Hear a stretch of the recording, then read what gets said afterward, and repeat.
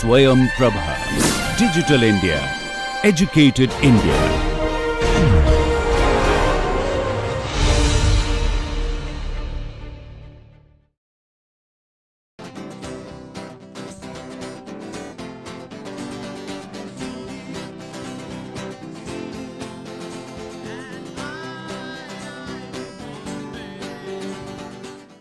Hello and welcome to today's lecture of Introduction to Mechanobiology. So, in the last class we had started discussing about differences in the type of focal adhesions that you might observe in different cells and what drives their assembly. Okay. So, in that context I had said that there are three different types of focal adhesions, the smallest being focal complexes. Okay. These are more dot like, order 1 micron in length. They are present at the edge of the lamellipodia.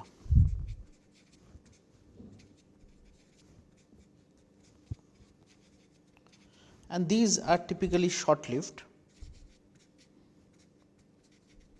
And in terms of composition, they have focal adhesion proteins like paxillin and vinculin present in them.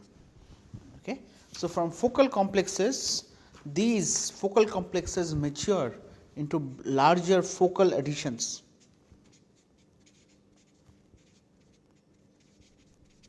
Okay. So, focal adhesions are more elongated in shape. These are roughly 2 to 5 microns in length. Okay. And they are present at the cell periphery.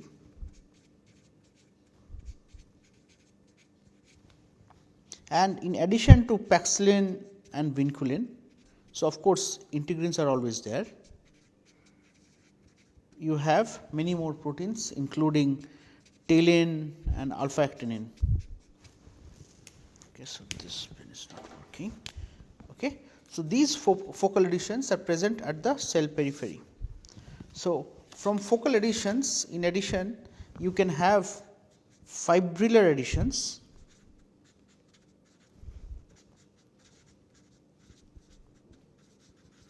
Okay. So, as the name suggests, they are fibrillar in nature, but they are present centrally, okay, towards the center of the cell. They can be 1 to 10 microns in length. Okay. And in addition to integrin, they have this molecule called tensin. Okay. So, if I were to draw a schematic of the cell, okay, your focal adhesions are present here, okay, and the fibrillar adhesions are present here. Focal adhesions are also present at the rear of the cell, and you have focal complexes. Okay. These appear like dots. They are really small in size. So, you have focal complexes mature into focal adhesions at the cell periphery, and these become fibrillar adhesions at the cell center. Okay. So, what drives this transition? It is force. So, force drives maturation of focal adhesions.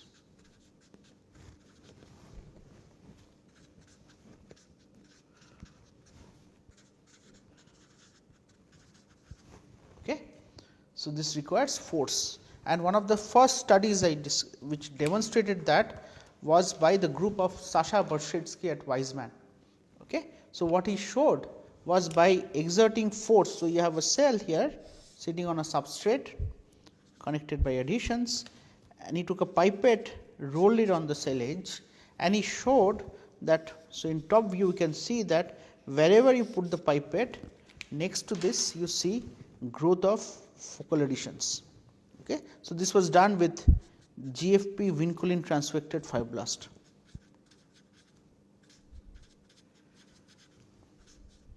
Okay. So, this paper I have also recommended you to read as a reading assignment. You can download it through PubMed. Okay.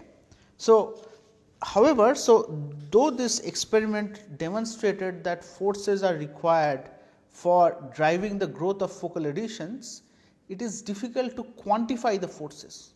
Okay. So, one more thing that this study demonstrated was this force dependent growth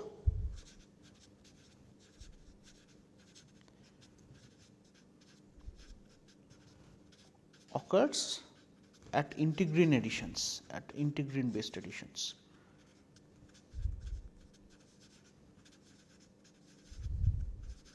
Okay. So, if you were to do the same experiment on a polylysine coated surface, you will not see it.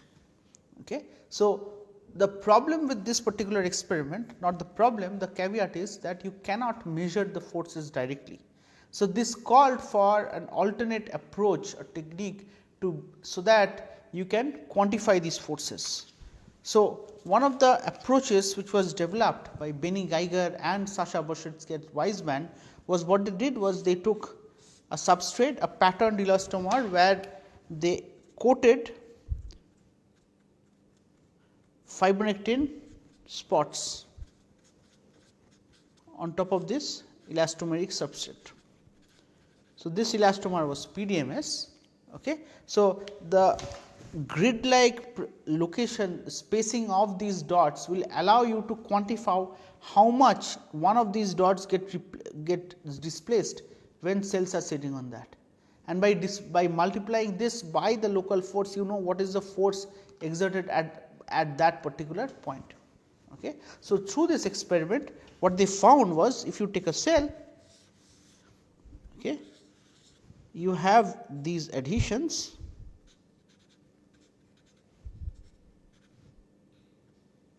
okay. So, these focal adhesions, and at each focal adhesion they measured, they were able to measure the forces. Okay. And what they found was that there was a linear correlation. Okay. So, there was a linear correlation between the force that they measured at a given adhesion and the area of this adhesion or the size of this adhesion. So, this was roughly linear. Okay. So, this was a linear dependence, suggesting that there is a correlation between force and area, okay, force and focal adhesion size.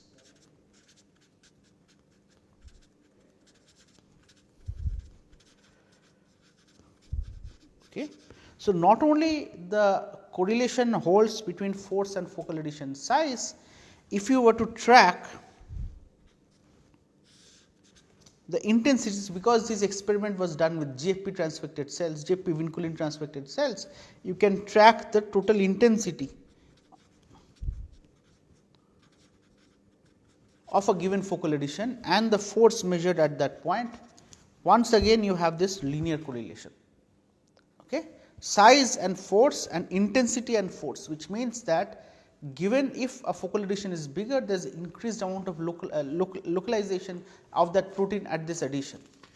Moreover, so the way I drew this picture, I roughly aligned the direction of the force and the major axis of the focal adhesion. Okay. So, if you were to look at the force orientation,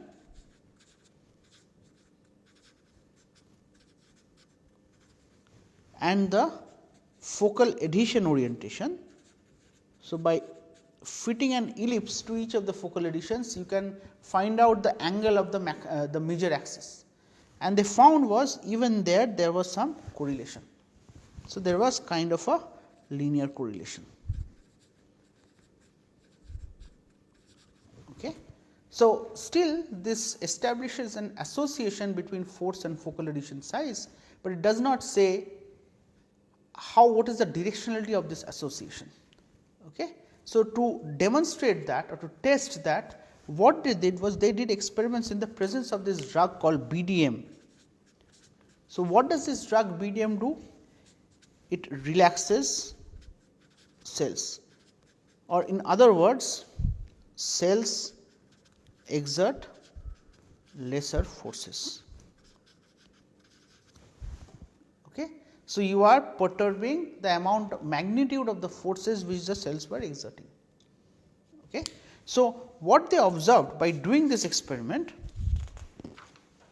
so if I were to draw this curve again between force and area, FA area, okay, the nature of the curves remain the same.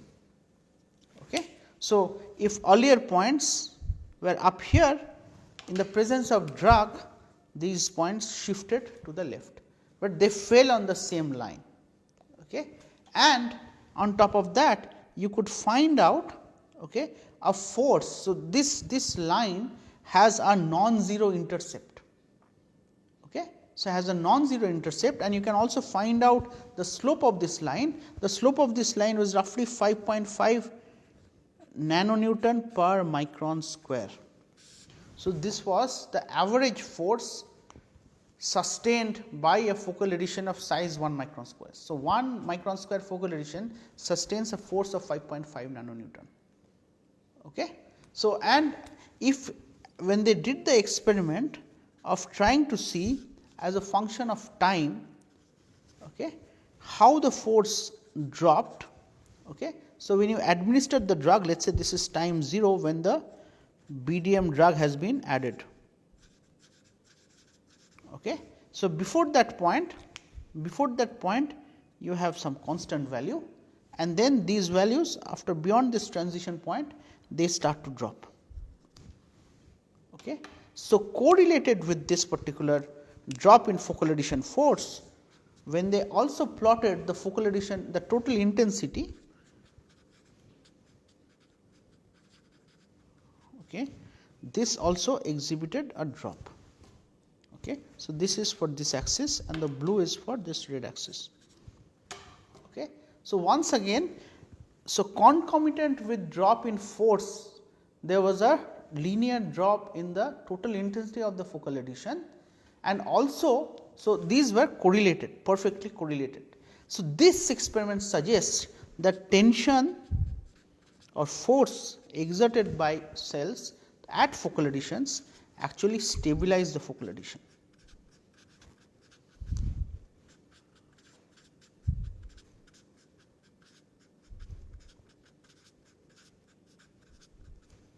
Okay. So, force is required to stabilize focal adhesions. Okay. So, here you see, so again if I were to go back to my analogy of cell as a tensed rope or tensed rubber band, right. So, imagine a simplified picture where, okay,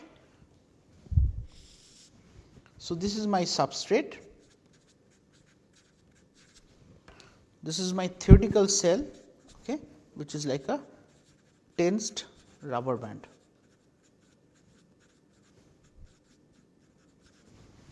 Okay. And these blue represent my focal adhesion. Okay. So, the more amount of increase, so if you increase the tension, so I can plot. So, if the tension or force exerted at the, tension or force exerted at the adhesion versus the substrate compression. Okay. So, you should see a linear relationship. So, the more the tension, and if the focal adhesions are stabilized, then the substrate will get compressed, and not just substrate compression, you can say along with this the FA size will also increase. So, that is how this entire system is stabilized. So, increase in tension allows stabilization of focal adhesions, the entire structure gets stabilized, and that is how your, and the substrate, the forces get transmitted from the cell to the substrate. So, that is why you get increased substrate compression. Okay. So, this brings to an end our discussion on focal adhesions. I would once again give reading assignment of the two papers that I discussed over the course of the today's lecture and last lecture. Okay. So, these are the two papers you must read, you can download it. Okay. So, you can download from PubMed.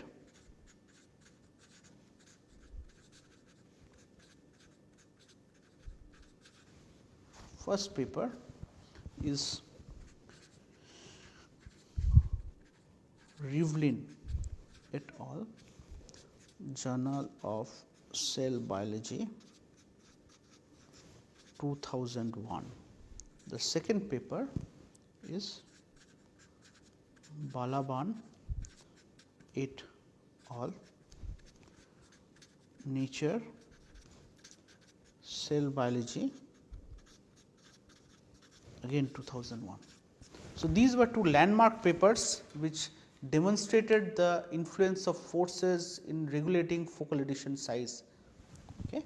So, coming back to our analogy of cell as a tent, so we have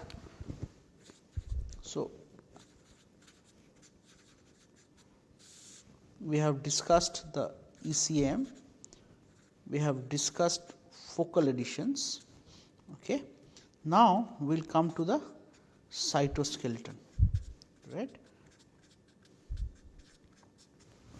So, the cytoskeleton is the machinery which is required for cell stability, okay, but also this is the one which regulates the forces which are acting at focal adhesions. Okay. So, for the most of you know what cytoskeleton is, but I still thought of giving a brief overview of the cytoskeleton. Okay. So, there are three different filament types, okay.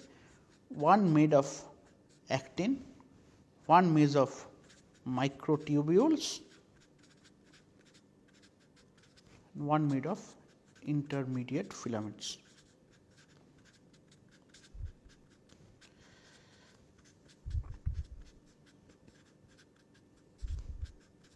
Okay. So, today, the overall properties of the cytoskeleton. So, though there are three different networks, but there are proteins which cross link or link actin and the microtubule cytoskeletal. One example is this protein called ACF7 or actin cross linking factor 7. Similarly, you have proteins which link the actin to the intermediate filaments and the microtubules to the intermediate filaments. So, interactions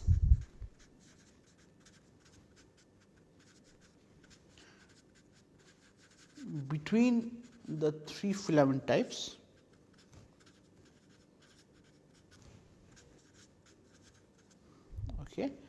determine the mechanical behavior of the cell.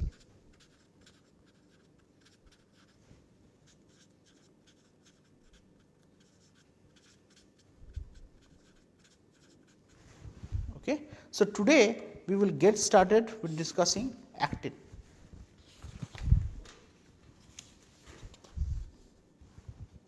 Okay.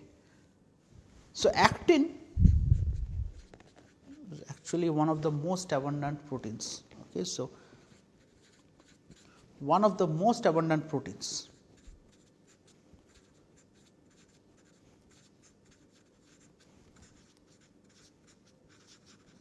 So, roughly 10% of the total protein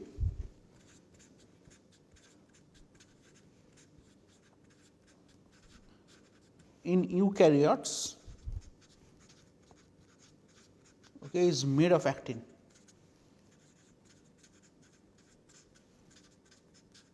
Okay. So, this amounts to roughly 500 million molecules.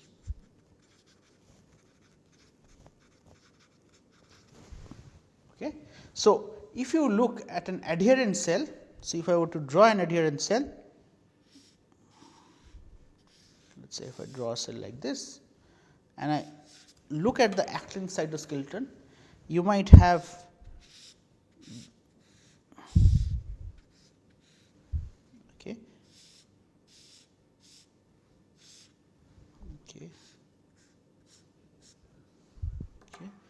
as well as. So, I have drawn these peripheral stress fibers. So, this is called the cortical actin network.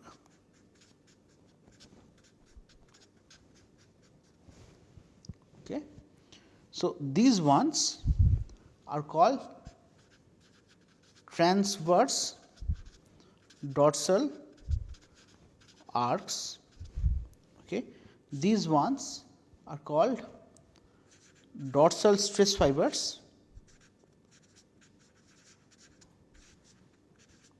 Okay. So, in addition to forming these fibers, you will have a diffuse background.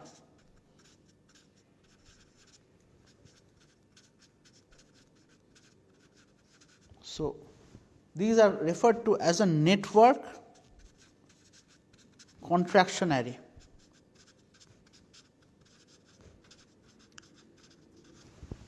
Okay. So, you have various different actin structures. If I were to draw the cell of a migrating cell, okay, if I were to draw a migrating cell, so you can see branches which form. Okay, you will have monomers which will polymerize against the membrane and push it. You will have these stress fibers as well. So, this some of these, so at the leading edge of the cell, these are more dynamic and these are more static. Okay, so, these are the ones which actually transfer forces to the substrate. Okay. So, there are two pools of actin, or actin exists in two forms. Okay, I have F actin and G actin. Okay. So, G actin stands for globular actin and F actin stands for polymerization, filamentous actin. Okay. So, your G actin monomers, okay, so come together to form a filament. So, F actin is just, okay, formed by polymerization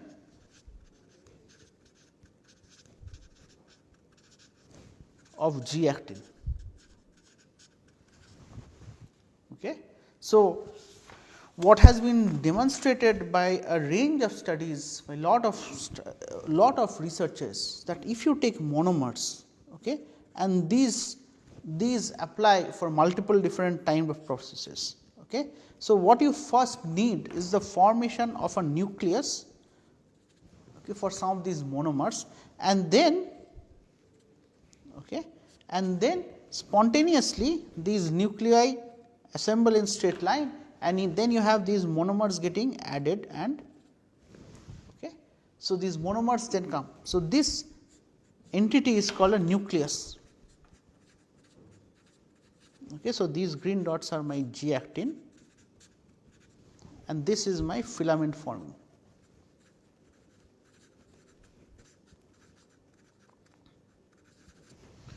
So, this filament, in this filament you can have a new monomer getting added or coming out of it. Okay.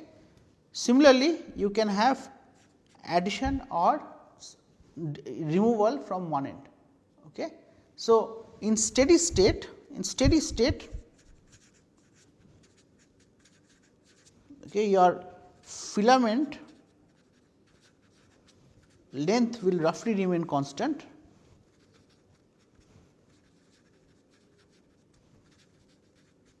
but it is dynamic, right. The process